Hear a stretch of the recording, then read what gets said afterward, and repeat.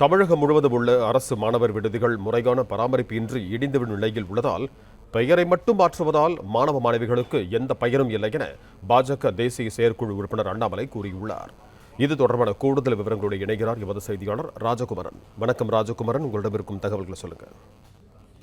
தமிழகம் முழுவதும் பல்வேறு துறைகளின் கீழ் செயல்பட்டு வரக்கூடிய மாணவர்களுக்கான விடுதிகள் இனி சமூக நீதி விடுதிகள் என்று அழைக்கப்படும் என்கின்ற அறிவிப்பினை முதலமைச்சர் வெளியிட்டிருந்ததை சுட்டிக்காட்டி இருக்கக்கூடிய அண்ணாமலை, தமிழகம் முழுவதும் இருக்கக்கூடிய மாணவர் விடுதிகள் முறையான பராமரிப்பு இல்லாமல், தரமான குடிநீர் இல்லாமல், கழிவறை கூட இல்லாமல் பழுதடைந்து இடிந்து விழக்கூடிய நிலையில் இருக்கின்றன. தரமான உணவோ சுத்தமான குடிநீரோ மாணவர்களுக்கு விடுதிகளில் வழங்கப்படுவதில்லை. ஆதிதிராவிடர் மற்றும் பழங்குடியினர் நலத்துறை சார்பில் நடத்தப்படக்கூடிய விடுதிகளில் கிட்டத்தட்ட 98,909 மாணவ மாணவிகள் தங்கி பயின்று வருகின்றார்கள். அந்த மாணவர்களுக்கு உணவு செலவுக்காக 142 கோடி செலவிடப்பட்டுள்ளதாகவும் திமுக அரசு தெரிவித்துள்ளது. அதன்படி பார்த்தோம் என்றால் ஆதிதிராவிடர் விடுதிகளில் ஒரு மாணவருக்கு நாள் ஒன்றுக்கு 39 ரூபாய் மட்டுமே உணவுக்காக செலவிடப்படுகின்றது.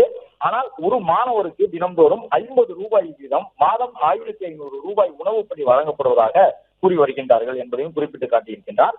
ஒரு நாளுக்கு 50 ரூபாய் உணவுப்படி என்பதே மிக குறைவாக இருக்கக்கூடிய நிலையில் திமுக உண்மையில் செலவிடுவது 39 ரூபாய் மட்டுமே. ஆதிதிராவிட மாணவர்கள் விடுதிகளில் தங்கி படிக்கக்கூடிய நிலையில் அவர்களுக்கான உணவுப்படியை மாதந்தோறும் 1500 இருந்து 5000 ரூபாயாக உயர்த்த வேண்டும் என்று பலமுறை கோரிக்கை வைத்து முதலமைச்சர் கண்டுகொள்ளவில்லை என்று குறிப்பிட்டுள்ளார். நன்றி ராஜகுமரன், உங்க தகவல்களுக்கு.